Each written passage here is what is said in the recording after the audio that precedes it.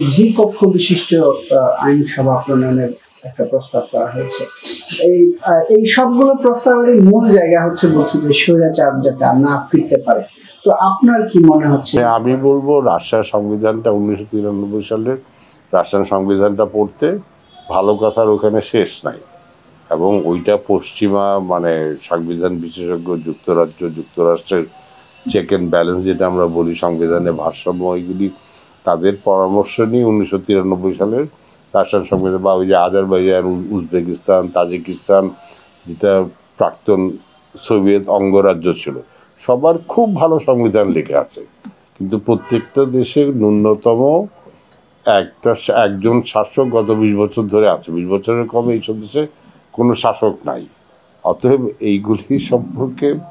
এইগুলি সংবিধানে কি লেখা আছে সেটার উপর, হ্যাঁ, সংবিধানে ভালো কথা অবশ্যই লেখা থাকতে পারে, তারপরে যে সংবিধানে কোনো, আমি মোটেও এটাকে গুরুত্বপূর্ণ মনে করছি তা না, কিন্তু সংবিধান বদলালে যে দেশ বদলে যায় না সেটা বুঝতে হবে।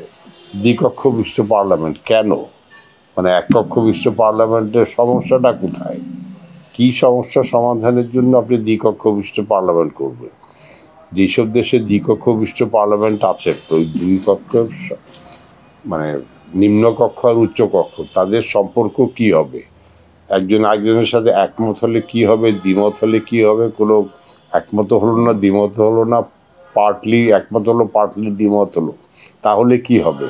এইগুলির বুঝতে, এইগুলির আইনের দ্বিকক্ষের সম্পর্কের আইন বুঝতে গেলে আমাদের 20-30 বছর লেগে যাবে। বেলজিয়ামে 1970 সালে তারা এক কক্ষ থেকে দ্বিকক্ষতে পরিবর্তন করার উদ্যোগ শুরু করে 1970-এ। 1990-তে গিয়ে 20 বছর পরে তারা দ্বিকক্ষ বিশিষ্ট পার্লামেন্ট করেছে। সংসদের আসন সেটাকে 400 এবং উচ্চকক্ষে 105, তার 505টা আসনের কথা উচ্চকক্ষ নিম্নকক্ষ, এতগুলো আসন কি আমাদের দরকার আছে? আসন ছাড়াও তো বড় কথা হলো যে ভারতের কথাই ধরেন, হ্যাঁ, 47 এখন ভারতের জনসংখ্যা মোটা দাগে 140 কোটি। 47 সালে যখন ভারত স্বাধীন হয়েছিল কত মনে নেই, বোধহয় 50-60 কোটি ছিল। পৃথিবীর সব দেশেই তো, বেশিরভাগ দেশেই জনসংখ্যা বেড়েছে, কিন্তু সংসদীয় আসন সংখ্যা তো কেউ বাড়ায় নাই। তা আমরা আবার ওই যে আমরা এখন বোধহয় দুনিয়ার সংবিধানের জগতে অনেকগুলি নতুন অবদান তৈরি করতে চাচ্ছি, এছাড়া তো আমি আর কোনো যুক্তি দেখি না। আমার তো মনে পড়ে না যে জনসংখ্যা বাড়ার সাথে সাথে সংসদীয় আসন বাড়ানো হয়েছে।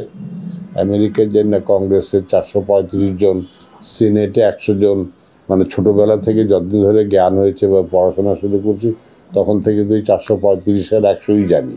যে সংসদ সদস্য বা এইগুলা হলে একটা বেনিফিটের জায়গা থাকে। যদি আমরা অন্য কাঠামোতেও দেখি যে সংসদ সদস্য ট্যাক্স পে গাড়ি নিয়ে আসবে, তার কাছে ভাতা আছে, তার কাছে সুযোগ সুবিধা, তার কাছে এলাকা থাকে, সে এলাকাকে মেনটেন করবে, ওই জায়গা। এই জায়গা থেকে যদি দেখেন আসলে এই সংবিধান এই সংসদ সদস্য বাড়ানোকে আলাদা বার্ডেন তৈরি করবে কিনা? না, ওইটা তো আছে, কিন্তু কেউ তো করে নাই রে বাবা। এটা কেন করব আমরা? যেটা দুনিয়ায় কেউ করে নাই সেটা আমরা কেন করবো? যে ঠিক আছে, আমরা হঠাৎ দিয়ে সিদ্ধান্ত নিলাম যে আমাদের পড়াশোনা ভালো হওয়ার জন্য সব বিশ্ববিদ্যালয় বন্ধ করে দিব।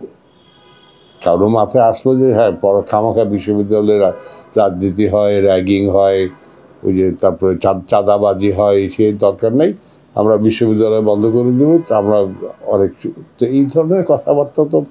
আর ওই যে আপনি সংসদের কাজ আমাদের, হ্যাঁ, একটা জায়গায় সমস্যা আছে, স্থানীয় সরকারগুলি শক্তিশালী না, এবং স্থানীয় সরকারকে সংসদরা শক্তিশালী করতে দেয়নি। সংসদ সদস্যরা, উন্নয়নের কাজ হবে স্থানীয় সরকারের, আর সংসদের কাজ দুইটা, একটা হলো আইন প্রণয়ন করা, আর একটা হলো সরকারের জবাবদিহিতা নিশ্চিত করা। তো এখন যেটা একটা জিনিস হয়তো আমার মাথায় এটা আসছে, আমাদের সংবিধানে 147 অনুচ্ছেদে বলা আছে যে যারা সাংবিধানিক পদে আছেন, যে রাষ্ট্রপতি, প্রধানমন্ত্রী, মন্ত্রী, নির্বাচন কমিশনার, এরা তাদের ওই পদে যেই বেতন ভাতাদি পাবেন তার বাইরে তাদের আর কোনো আয় উপার্জন থাকতে পারবে না।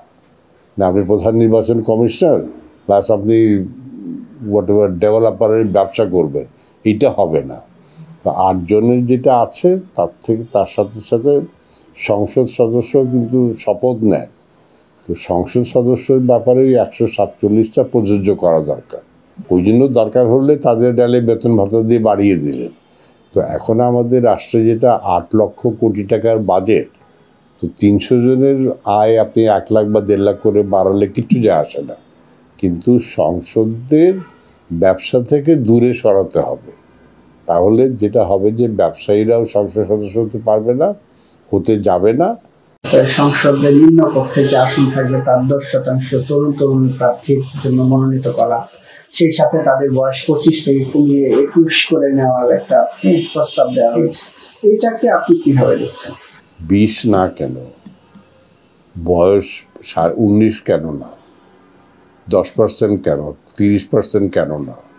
যুক্তি থাকতে হবে তারা কথা বলার পিছনে। আমার যুক্তিগুলি হয়তো পূর্ণাঙ্গ রিপোর্টে আসবে, তখন হয়তো বুঝতে পারবো যে ওনারা 10%-এর কথা বলছেন, 30%-এর কথা কেন বলেন নাই, কেন 21 বছর বলছেন, কেন 19.5 বলেন নাই। এগুলি আসুক, আলাপ আলোচনা হোক, তাদের যুক্তি আমরা বুঝি।